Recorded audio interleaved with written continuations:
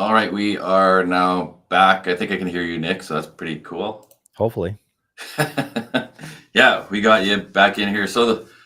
Ladies and gentlemen, thank you for your patience with the technology that we got going on here. So, this is Nick Horvath. I kind of introduced you before while you weren't here. So, Okay. Thank you. could you go over all your accolades, Nick? Because you got a lot of them. Yeah, I love them. This is probably my 20th year as a trainer. I've done many different certifications as a trainer. The biggest one is probably my recomp certification out of Australia, where I had to not only do a strength test to show how much weight I can lift for how many reps, but I also had to do my sports nutritionist out of the ISSN, the International Sports Society of Nutrition. They put out all the journals in the States. So I had to get my sports nutritionist, and then I had to actually show that I could lose body fat and build muscle at the same time. And then beyond that, I've also got precision nutrition, which a lot of coaches have. As I've got ISSA, and then I wanted to be a one-stop shop as a career. So I took up muscle activation techniques, and I'm currently working through the last bit of my master's level, which is the second highest level for MAT. And so I really learned how the body moves, how the body works nutritionally, in all different kind of aspects. And I combine that to bring it to the table. Cool. And you were part, you said, of the Arnold Classic in Australia as well? Is that a Yes, body? so I got the opportunity to compete in a world qualifier while I was living in Australia, and then that qualified me to compete in the very first Arnold Classic Australia in 2015. Wow. That would have been Yeah. exciting. So, how do you go about preparing? Because I've never done a bodybuilding competition. You've done, I think, numerous of them. How do you go about preparing for something like that? First of all, because mentally, emotionally, then you got to watch your nutrition, and you got to watch all your weight training. How do you put that all together? How do you put that all together? The easiest way to explain it is a full-time job. It's like having another full-time job. You have to be prepared. You have to be organized, because otherwise you're going to fall behind. And for anybody that's kind of new or doesn't have a lot of experience with it, it can be a lot, because you've got to eat your certain meals, certain foods in certain amounts at certain times of the day, train, supplement. You have to map it out to the calendar. So usually most people need at least, if you're seasoned, 16 weeks, you can probably get ready for a show in, but 20 to 25 is probably the best, because you can go a little bit slower, and there's going to be a few weeks where you mess up, especially if you're new, or you fall behind or something happens, right? But it is an experience. It's an experience for sure. And you're really putting in the time. So you've really got to have a lot of stability and consistency available in your life, and the ability to kind of build some routines and some habits. So it's not pure willpower, and then you can kind of fall back on that. But typically it's like 4 or 5 months to get ready for a show. And that's just to get lean enough for a show. If you want to be competitive, in your off season, you've got to be working on the muscle groups that need more development and stuff. And posing too, don't you have to Posing, do yeah. all the set poses and whatnot? And then All in all, you're probably looking at least 3 to 4 hours a day for everything, for training, for posing, for cardio, if you're doing cardio, that sort of stuff. It can be quite a lot. And then if some places you have to put a routine together as well.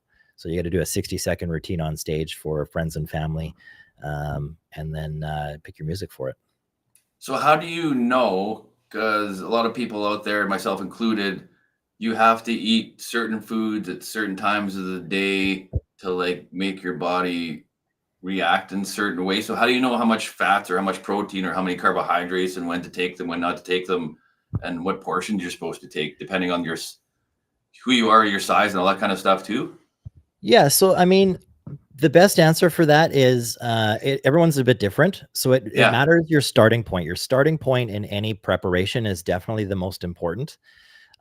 Because if you are a person who's eating quite a bit of carbs, or you're fairly lean, you're going to be able to get away with a lot more than if you're not eating a lot of food, or you don't have a fast metabolism, or you've got a little bit of a ways to go to get lean enough for a show. You're going to have to approach it a bit differently. So on average, I don't put my guys usually below 200, 220 grams of protein, pretty standard.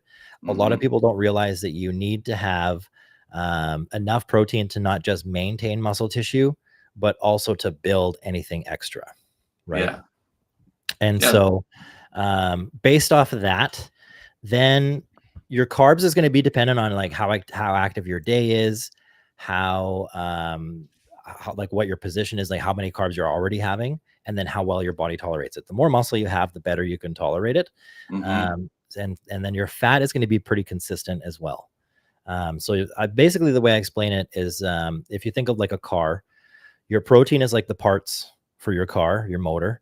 If Yeah. you want more horsepower, you got to add more parts, right? And you got to do the maintenance, right? So you're Yeah. going to have consistent amount of protein. And then carbs is like gasoline. If you've got 3/4 of a tank or almost a full tank, you probably don't need to fill up at the gas station to go a kilometer down the street, right? You're just going to be carrying jerry cans around with you everywhere you go on the extra.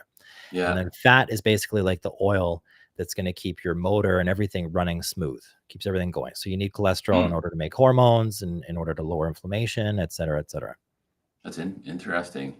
And then there's the types of foods too, as well, that you're putting in.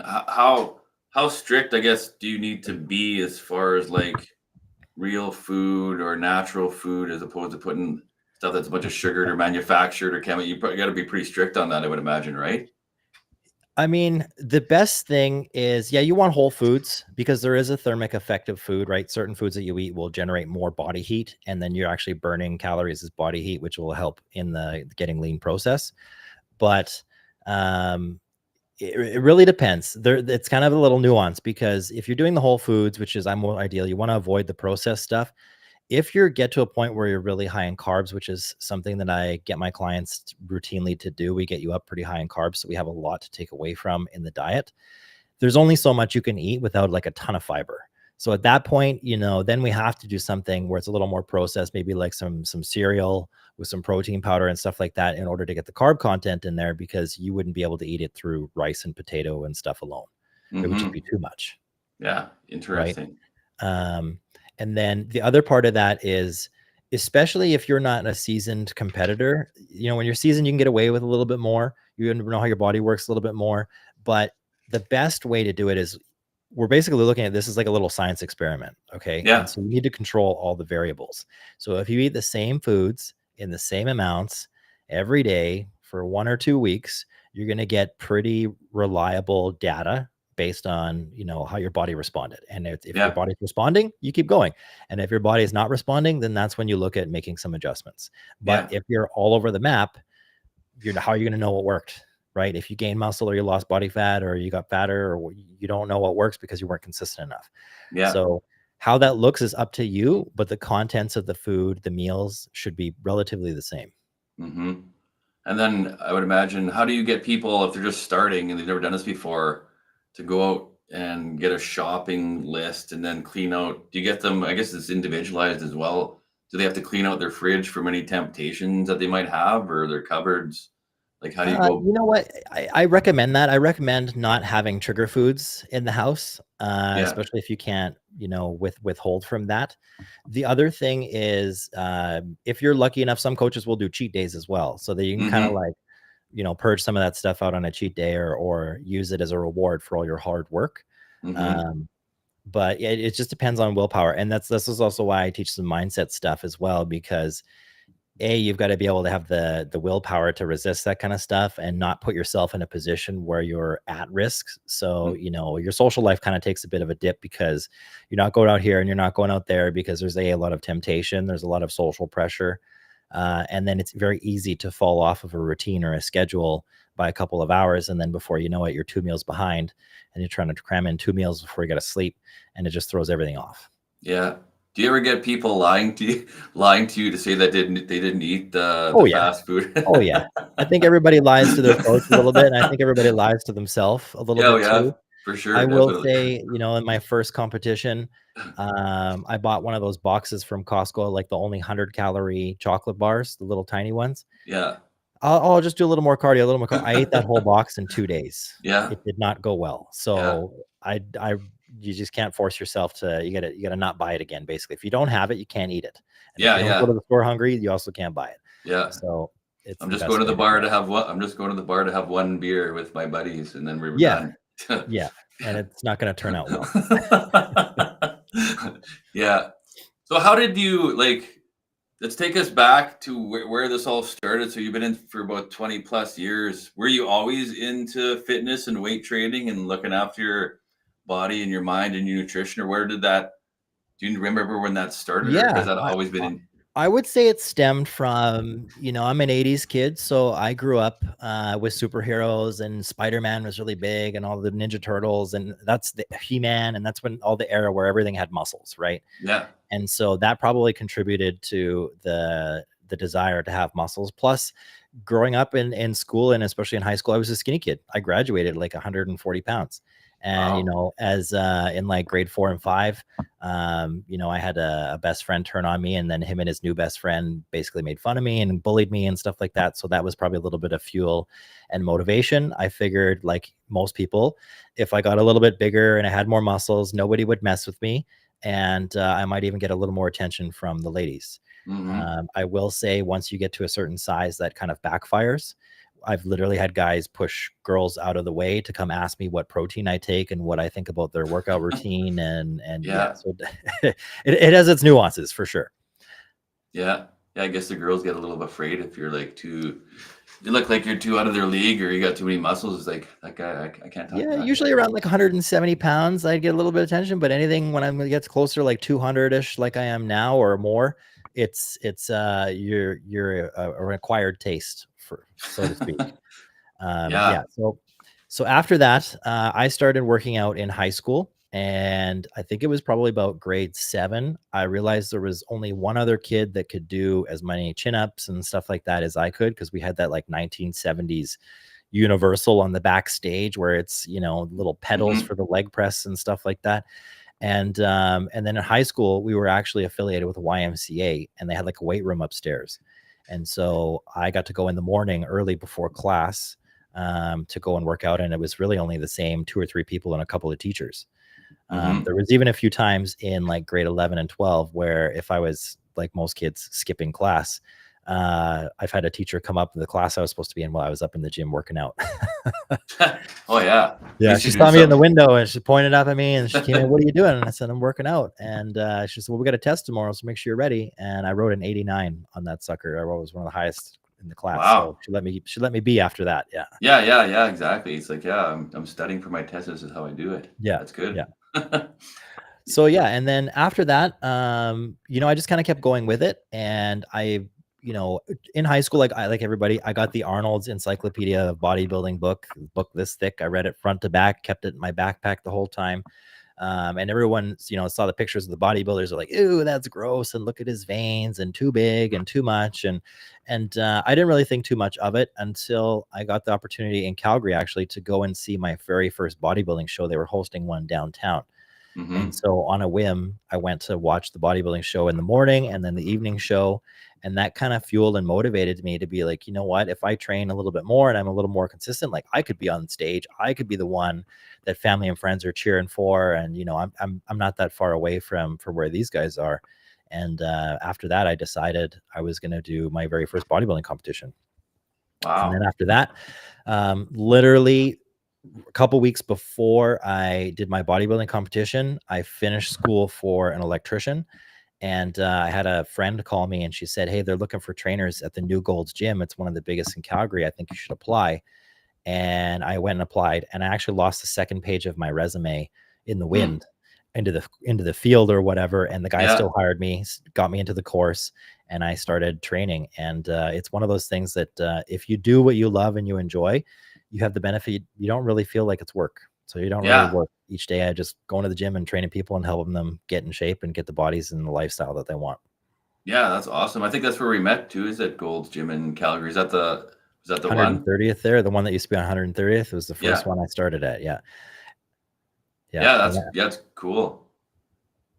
yeah. There was two So, and then from upstairs. there, I was just a trainer who I felt guilty not knowing enough. So I was always reading magazines and research papers and books and all sorts of stuff. So I just absorbed as much education and information as I could. And I just kept following that path.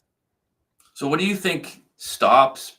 Because everybody wants to look good. Everybody wants to lose weight. Everyone wants to put on muscle. Everybody wants to look good in their clothes. So what do you think is like the the number one biggest barrier, the two biggest barriers for people that stops them from getting in shape, like committing to a program, committing to a nutrition plan for the long run, for the long haul, Yeah. like for the lifestyle change?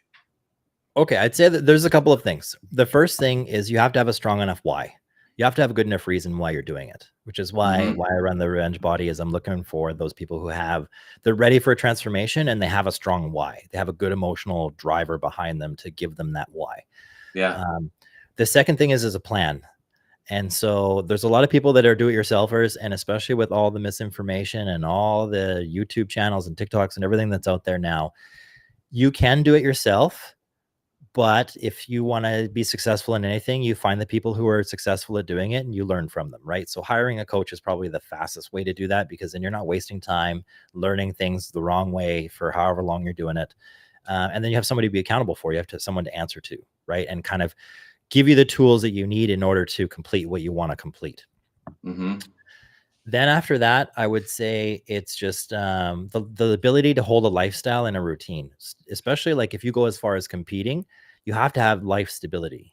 If you don't have that, it makes it a little Yeah. bit more complicated in order to do that. So you've got to have a season in your life where you're really ready to make it a priority. It has to be basically the number one priority. You have to be the number one priority. And that includes eating your food, sleeping, drinking your water, that sort of thing. So if you've got someone to help you, kind of guide you along the way, keep you accountable, you've got a strong why as why you want to make this change and this transformation, and then you work on your mindset and your habits and your routines. I'm a big proponent for it. There's no point in getting the body that you want for a week. Yeah. Right. And Yeah. it's about how can you build it into the lifestyle, which means it has to become a part of your identity. So how do you make it an identity shift and part of your identity? And Mm-hmm. so that's what I'm a big proponent of, is like, get the body first and then compete or have fun or do whatever you plan to do with it. But you'd rather live with that type of body. Right. And so one of the things I say is, if I gave you the body of your dreams tomorrow, do you have the skills, the habits, and the routine to be able to keep it? Or is it going to slip through your fingers? Mm-hmm. Right. That's So it has to be that's that right there is like with everything. That's with relationships. That's with money. That's with a job. That's with a bit. Yeah. yeah, And you hit the nail on the head. If you gave someone like the perfect relationship, the perfect body, the perfect amount of money, the perfect house, whatever it may be, they're going to lose it right away because they don't have the skills or the abilities or the know-how or the knowledge or the wisdom or the experience to, like, I didn't know what I needed to do to get it. I might not even appreciate it. And I don't know what I need to do on a daily basis to, like, keep it and grow it and, like, maintain it. That's huge. exactly. Yeah, Exactly. yeah, yeah, That's why yeah, it's about the journey. It's about the journey, not the destination, right? You have to build it into who you are. yeah. And yeah, if people can, because it's like we live in such a quick fix. They just want it. I want it. I want it. I don't have to do any work for it. I don't care. I just want to press this. I want to press this Yeah, button, and I want it all right now. And it's like people don't understand that there's a process behind all of this, and the reason why you have to go through the process. You can make it go a little bit quicker if you, like, follow it closer. But yeah, and then you can appreciate it. And you went through the experience of, like, being able to, like, go through all the failures and the ups and the downs and all the fights that you had to do to get there, and then you can appreciate it more, and then yeah, you can change the identity and lifestyle, and you yeah, can't go back. Like, you can't go back to, like, or else you're going to go back. Yeah. yeah, yeah, yeah. I find it's a constant battle with myself. It's like, but the more you do the things that are connected to your new identity and your new body and your new life and everything, that's your new identity, that's your new lifestyle, that's your new habits, that's your new environments. That's what you have to stick with. Absolutely. I think a lot of people also have a different, they don't have the right perspective on identity shift. And I learned this from Atomic Habits with James Clear. Mm-hmm. Most people are trying to change from the outside in. They're trying to, so if Mm-hmm. someone's trying to quit smoking, they're like, I'm quitting smoking. I'm trying to quit smoking. I don't want to smoke, whatever. What needs to happen is the change needs to be your identity first and from the inside out. And so what needs to happen is you need to identify differently. So it needs to be, Mm-hmm. I don't smoke, not I'm Mm-hmm. trying to quit smoking, but I don't smoke. I'm not a Mm-hmm. smoker. And once you do that, it will all kind of, it'll all formulate together for you to make it happen. And so once you have that identity shift, Mm-hmm. you're pretty much unstoppable. Yeah, you have that. And it all starts up here. Like you have to talk to yourself, you have to believe in yourself, and you have to program yourself. And you said, I am not a smoker. That's pretty clear and cut and dry. Just, Yeah. I'm not a smoker. I'm not a drinker. I don't do that. And then it's like, that's cut and dry. There's no room for like, oh, maybe I'll do this or maybe I'll do that. Just like, boom. Yeah. Yeah. That's huge. And then people have, and they don't understand. You have to, like, in my understanding, you have to program this thing here as best as you possibly can, because you're talking to yourself every day and you're thinking thoughts every day, and then you're taking the actions and creating the choices and then making those habits every day of who you are and your identity. So it's like, for people to ask the question, who am I? And for a bigger purpose, not only for yourself, you can help other people create identities as well. And it's amazing. Yeah. Well, they say thoughts become things, right? So if you can learn to manage your thoughts, think of how powerful you'd be. Mm-hmm. But and how do you get people? Because I've been working on this for quite a while. Like, how do you get people? Like, do people even understand what you're talking about for them to be able to observe like their own thinking patterns, or are they able to, like, do they know what you're talking about when you have to observe your thoughts and to know what you're thinking and where that programming comes from and triggers from? The people that you work with, do you think that the majority of them know what you're talking about and how to do that? You know, once I have the conversation with people, I would say 98% of them are fairly aware, maybe not as like much in depth, but they kind of have like an inkling of like, this is something that needs to happen. And so once you have that conversation with them, and you know, the mind and the body are not separate, and they both influence each other. So, you know, once I kind of talk with them, I teach a lot of mindset stuff in my programs and courses and stuff and my content anyways, because of that reason. And so, you know, when you get exposed to like Dr. Joe Dispenza and, you know, how your thoughts control things and how it's all impacted, and how, you know, really big right now, you'll see nervous system regulation is a very big thing. You'll see trauma and inner childhood traumas are all big things. And that all influences who we are. But it doesn't define us entirely. So it kind of explain, you know, why we operate a certain way, but there's a lot of things that we can do to manipulate or change that for the positive. And once people kind of have the keys for the door, then it's up to them to kind of walk through that door. But you know, it starts with awareness and getting the right information, and then, you know, their journey is limitless after that. Yeah. If people, it's there's so many things that are attached to it, because your mental, and then being able to be in control of your emotions and not dwelling on like the past and negative patterns, and how to break negative patterns. You have to be able to know when, okay, I'm going to the fridge for ice cream, or I'm going to the cupboard to get like a whole bunch of chips, or it's like, instead of doing that, okay, you know, you're doing it. It's like, no, I'm going to go to get a piece of fruit or something instead when you're going to do that. Yeah. And then those are hard habits to break.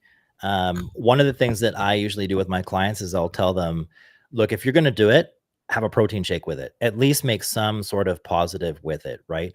Yeah. I also talk about audibles. So just like in you know, American football and NFL, when the quarterback calls an audible and they change the play, if what you're doing is not working, stop doing it, because it's not working. So you need to change the play and how you do it. And the best way to do it is to put it in a different time or place in your life so that you can do it. So for example, if someone gets up and, you know, for whatever reason, they're not getting their breakfast in every morning, then, okay, you need to make it so that it's like as frictionless as possible, or even prepare it the night before. So now you don't go to bed until you've prepared or micro prepared your breakfast. So when you get up in the morning, all you have to do is make your eggs or your steak or your shake or whatever it is, but you've got everything set out. So it's 1, 2, and it's done. Right. Yeah. So you change the place so that it forces you to do it before you can do anything else. Yeah.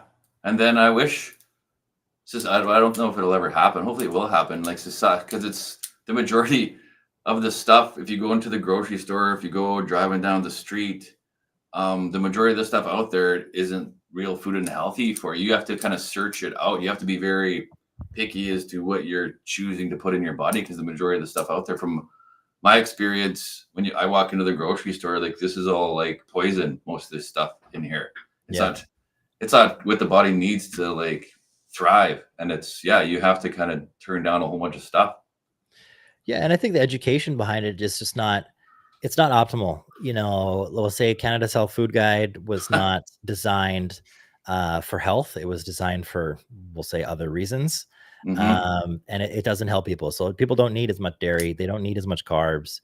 They don't need the things that they were kind of promoting. And that's worldwide. Like there's not a lot of nutritional information out there, correct stuff. Hmm. Um, and you know, even when you look at grocery stores are designed a certain way, typically where, you know, all the good stuff is on the outside, the fruit and veg is on one side, and then you got the meat on the other, and all the Yeah. stuff in the middle is all most of the junk that you don't really need, Yeah. right? It's amazing that, because it's the body, I believe, is made a certain, it's just like you talking about the car. So you got the engine, then you got all the liquids that you, all the fluids that you need to look after, and then yeah, you got to look after the car. So it's like with our body, you got to put the right things in order to make the body and the brain and everything operate properly. And people put a whole bunch of crap in there. It's not, first of all, the brain I don't think is going to work properly. I don't know a whole bunch about that, but if you put a bunch of, I just know about how I feel. Yeah. If I'm drinking a bunch of booze, or I'm drinking a bunch of crappy food, or if I'm not having the right things, you feel like crap. Yeah. But once you start working out and you start doing some weight training, some exercise, you start getting outside, getting some fresh air, and you start eating good, then you feel good. Yeah. Well, there's a direct link between your gut and your brain. It's called your gut is basically your second brain. And so because it has a direct link in your nervous system, so the information that gets passed in between is very critical. So that's why like even your microbiome and your gut health is so important because it Yeah. interacts with everything else in your body. So I'm not sure if you're aware, but you can take somebody who is more prone to like depression and has bad cravings and bad habits and mood swings and stuff like that. If you were to take their microbiome and expose it to someone else's microbiome, they will become like that just because of that. Wow. What's Right. microbiome? I've heard So the, that word so the before. What is it? microbiome is like your environment, your bacterial environment inside your stomach. And that stuff is good bacteria, bad bacteria, stuff that helps you break everything down, that sort of stuff. And so that has an impact on like your cravings, your mood, your energy levels, all this sort of stuff. And so when you don't have a good microbiome, if let's say you took some antibiotics, well, antibiotics don't just kill the bad bacteria that you're fighting, they kill everything, Mm-hmm. right? And so you need to replace the good bacteria because it's not about not having bad bacteria, it's about having a good ratio. You need Mm-hmm. to have a positive ratio between the good and the bad, and you need to be fueling the good and kind of limiting the bad as much as you can. How And do you do so that?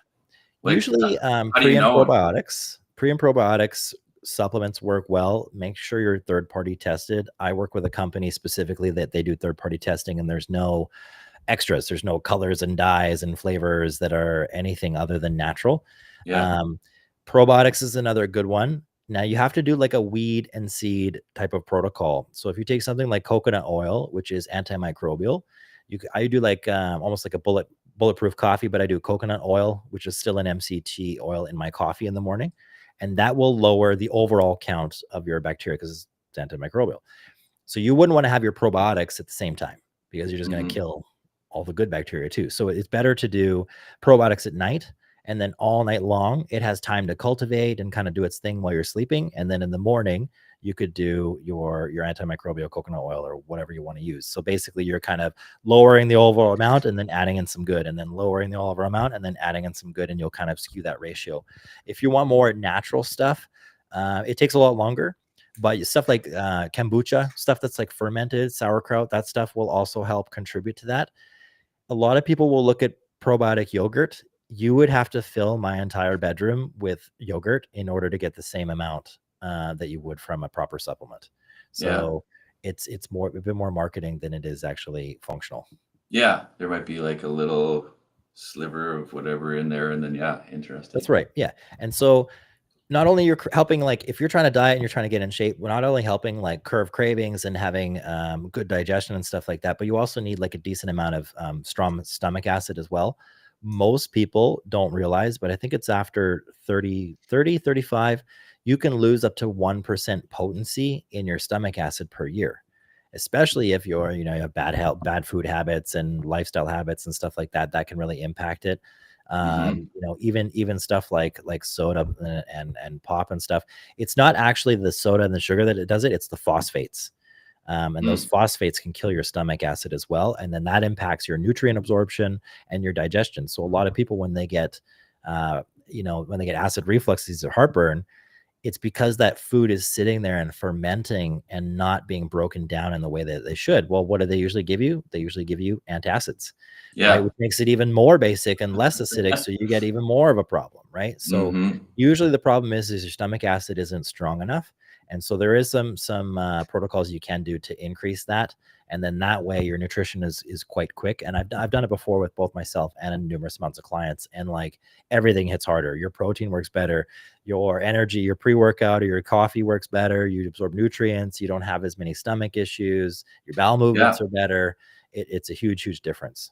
And so Yeah. if you're I going to think, be cramming your body with nutrients, trying to get in shape, you want to be able to use them and not only be using like 60% and, you know, because of where your stomach is. yeah, that's huge. That's definitely huge. How long would it? I might have to get into that a little bit more because I think I might be on that. I might have to talk to you about that a little bit For further sure. and hook up with you on that because it's yeah. I think I need a little bit a little bit of that. Yeah, Definitely. I have a product that I usually recommend that is all third-party tested. So I won't work with anybody that doesn't test their stuff and have high quality stuff, or that I don't use myself. And it's just like a powder that you can take. I usually take it at night. And I've had numerous clients who've had like Crohn's disease, irritable bowel syndrome. I had one guy who hasn't had like a solid bowel movement in over a year. He forgot what it felt like. And within about 3 days, he was back to having regular bowel movements. Got after about 2 containers. I had one guy that had major IBS. It wasn't really a thing for him anymore. So there's a lot of different things. So your gut health is super, super important to maintain, especially if you're going to go on a fitness journey. You don't want to be running at half speed. Mm-hmm. Yeah, that's very, very important to know the gut health because that creates a whole bunch of other issues, as far as I know, in the body, in the bones, and the Well, yeah, and your joints. immune system is in your gut too, right? So if you don't take care of that, your immune system is going to be compromised, and then you can experience, you know, dysfunctions in the body and sickness and illnesses and autoimmune diseases and stuff. And you can get overridden with too many bad bacteria going on in there. It's too bad our doctors like are, I don't know if I'll go down the doctor path. Okay, you're yeah, I'd say that you might be a little bit more. I might piss off some general practitioners here, but you might be a little bit more well suited to look after patients, but they might not want to hear what you have to say because you'd be telling them the truth of how they can go about getting healthier, as opposed to just going to the pharmacy just across the street. I'll write you. I'll see if I can write you up a prescription here, and you just go pick up. Yeah. It's easier, and it's just a band-aid, really. And unfortunately, I think it's a lot of them, you know, they might have done one chapter in their education on nutrition, if at all. Like I know they're making it mandatory in some countries where doctors will have to take nutrition courses because they're out of touch. They haven't done it since the 90s. Like there's been so much that's changed and so much science that has come out in the last couple decades that you know, it's not entirely always their expertise. Yeah, And so, and it's a difference between what the guidelines are to keep someone healthy, because who do they normally see? Well, they normally see people who are sick and ill and who aren't in yeah, shape and who aren't healthy and who aren't performance based or trying to, you know, manipulate their body composition or achieve a certain result. It's the yeah. people who are doing that, who have that know-how and who have that knowledge, like sports performance and sports nutrition, who can do that, right? And so it's you know, you wouldn't ask a plumber to help you with electrical job, right? That's a good one. Yeah, definitely. Yeah. So yeah, hopefully I'm thinking our systems, because I don't even think it's the doctor's fault because they weren't taught, unless and then they have to keep their job and they got to get paid. So in my Yeah. experience, whenever you work for somebody else, if you work for a corporation or somebody else, you have to kind of go status quo. You can't question the way things are run. You can't bring in new, because it's like they don't like anything like that. So I think that's probably what the doctors are doing. They just want to get paid. They are doing what they're doing, and getting doctors that kind of question the status quo, the way things are running. They'd have to go out on their own and develop their own Yeah. practice somehow to actually Yeah. help people. Yeah. And you don't want them, they don't want to be reprimanded and stuff either, right? Or, No. you know, there's a lot of other behind the scenes Yeah. benefits that kind of happen. And you know, so I just found that a lot of places, not everywhere, but a lot of places, there's a lot of hand holding.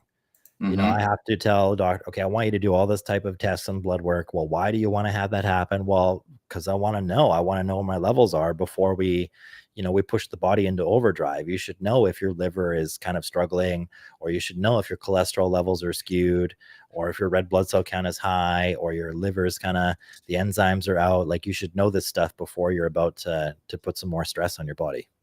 Yeah, that's a good point. Get a blood test to know what all your levels are, then what's based on all the levels and your age and a little bit more information about an individual, then they can kind of diagnose that and come up with an actual real plan, as opposed to just giving them pills.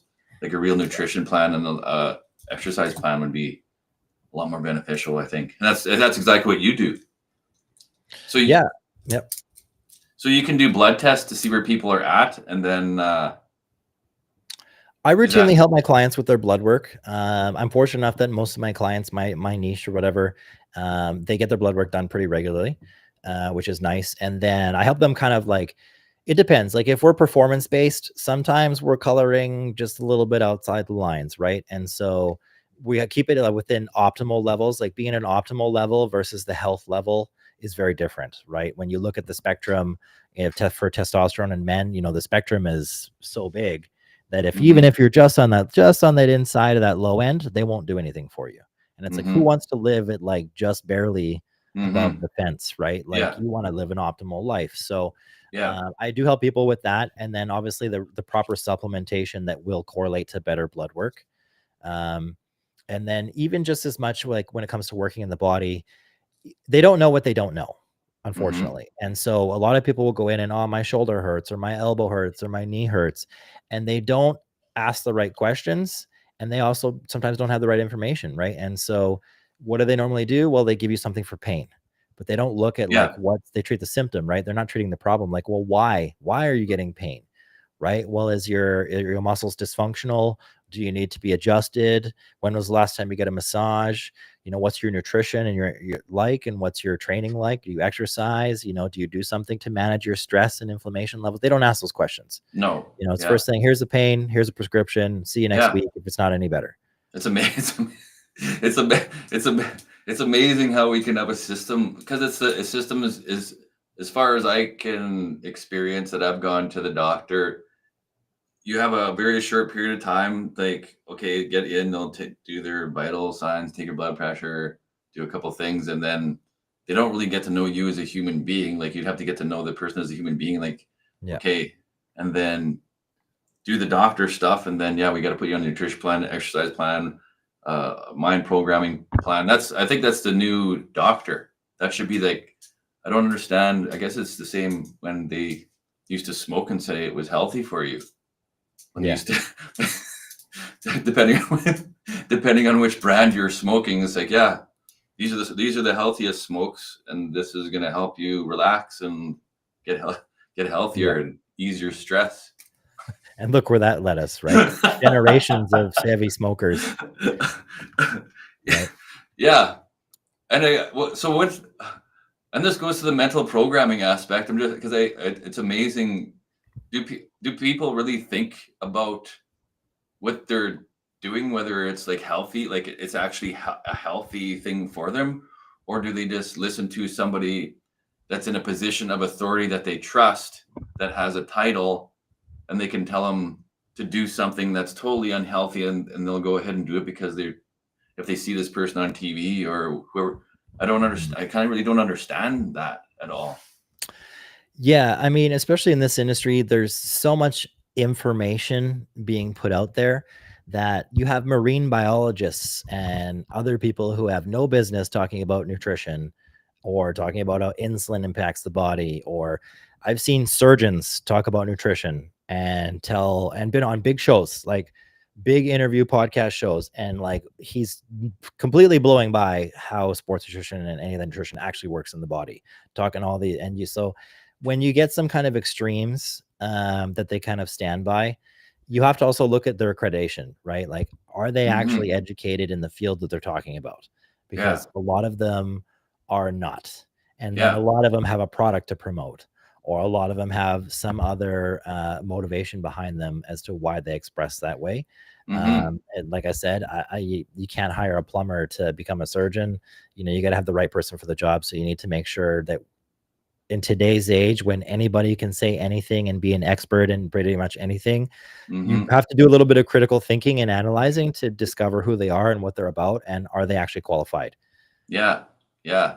That's the biggest thing, is to ask questions. And it's, I don't know if we were ever taught, because people used to get pissed off when you ask them a bunch of questions, because there's a reason why they're getting, I guess, pissed off as to why you're asking questions. Either they're Yeah. impatient, or they don't want to give you the answer, or they don't want to tell you the truth, or whatever it may be. Yeah, it's quite interesting. Especially in the fitness industry, I always found that with trainers and coaches, you always hear, "Oh, I always ask my coach a question, and then, you know, after like 5 or 6 questions, they stop answering, or they say, just follow the plan, or Mm-hmm. just do this."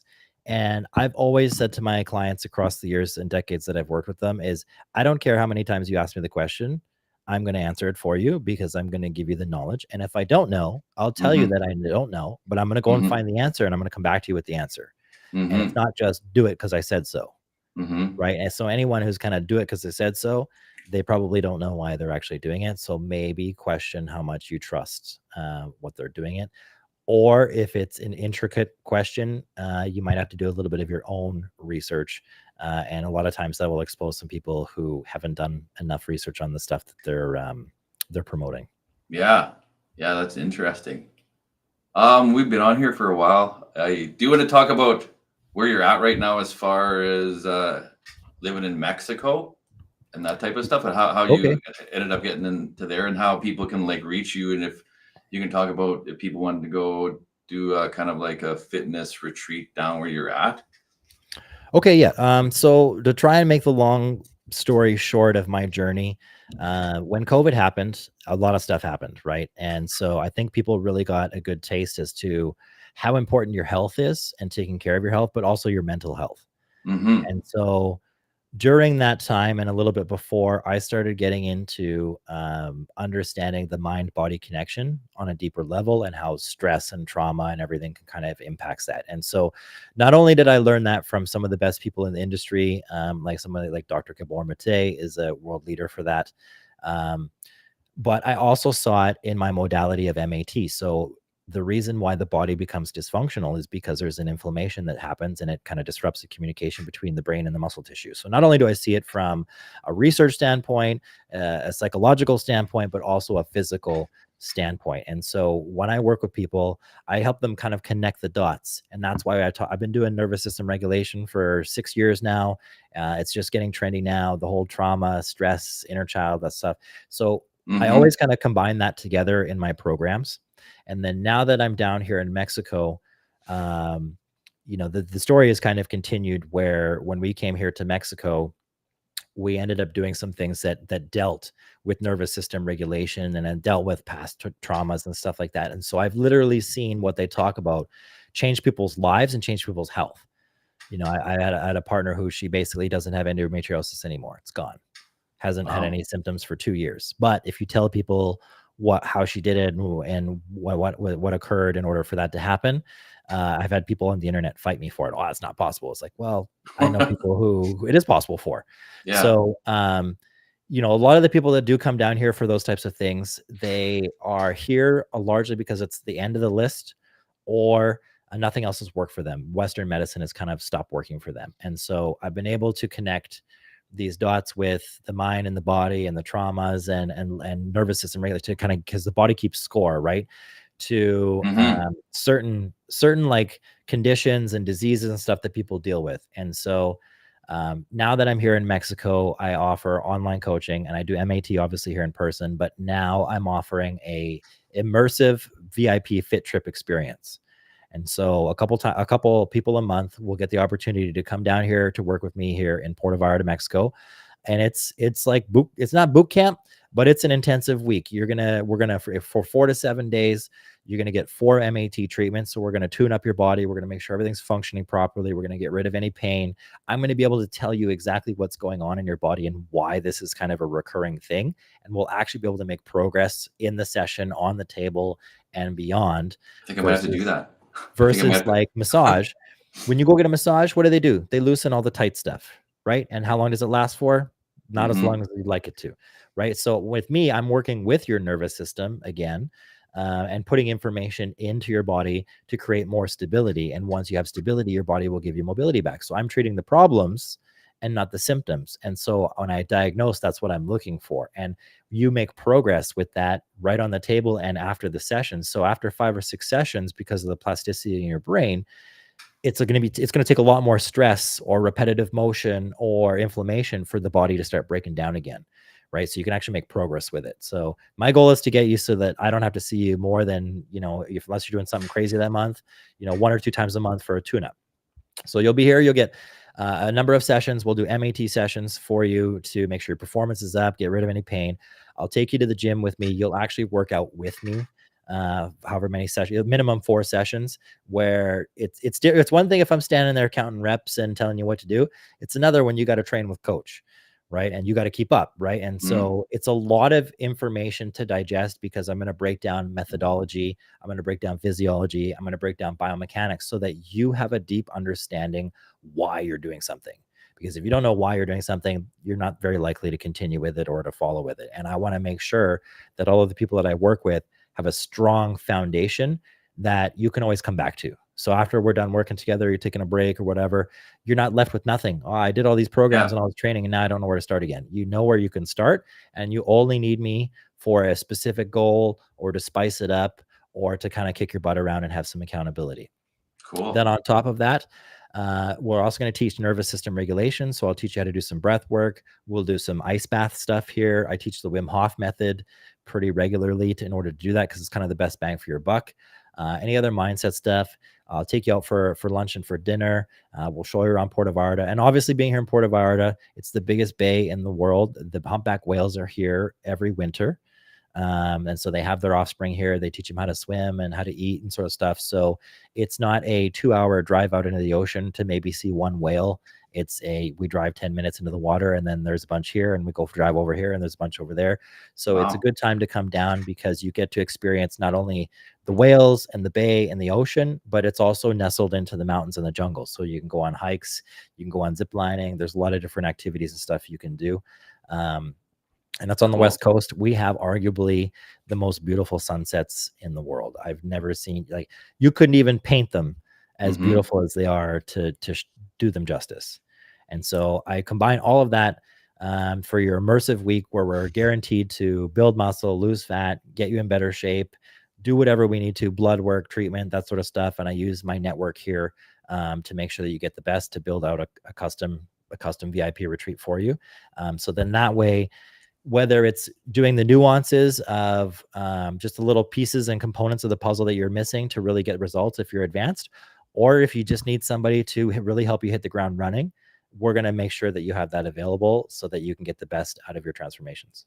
Wow. And how would people get I put this ticker down here. I don't know, the revengebody.com, is that up and running yet? It is up and running. I do have a Fit Trip VIP week page. So look for that on the page. There's an application there that you can fill out for a Google form. So I get that directly if you're interested in doing it. And then it kind of gives you an idea what we're going to go through.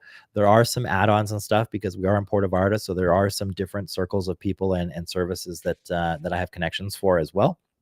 And then the best way to get a hold of me is either Nick Horvath on Facebook, or more often, Instagram is the.revengebody. You can also find me on LinkedIn if that's a platform that you're on. I do have a YouTube, but I'm not putting out as many videos as I would like. And then obviously everyone's got TikTok, and it's the Revenge Body as well. And then if you have any questions of any kind, you need any kind of advice, no strings attached, just shoot me a message in my inbox. I'm more than happy to give you some answers, or at least point you in the right direction. That's awesome, Nick. So it's Nick Horvath at www.therevengebody.com. And then also on Instagram, what is it? The handle at the.revengebody. Yep. And under your name, under Facebook and LinkedIn, under your name, Nick Horvath as well. That's right. And if you're old school and you do email, then it's getmyrevengebody@gmail.com. Getmyrevengebody@gmail.com. All right. I think I might have to sign up for this offer, Nick. because it's like Well, I'll tell you, I just got one of those Ninja Nutri-Creamy ice cream makers, and so I'm gonna in the fit trips, there's gonna be protein ice cream. So if that doesn't seal the deal for you, I've got a lot of other things that will. Yeah, and it'll be longer than a week. It'd be minimum 2, could be a month, could be 2 weeks, 3 weeks, a month. But yeah, Anybody that's in town, you're always welcome to hit me up. I'm always at the gyms here. I got a lot of connections in the networks and stuff. So anything you need, any questions you have, especially if you're a bit skeptical about traveling to Mexico, it's very safe here. Everyone's super friendly. It's more safe than North America, even, especially right now. yeah, And so anything you need, you just get in touch, and I'm more than happy to help you out. And come and get fit in paradise. Don't do it in the cold. Come here, leave fitter than you came, and have a nice vacation while you're at it.